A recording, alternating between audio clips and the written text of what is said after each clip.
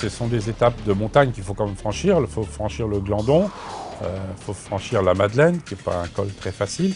Et puis après, il y a une petite succession de petits cols. D'ailleurs, certains n'ont jamais été franchis par le Tour de France, le col de l'Épine.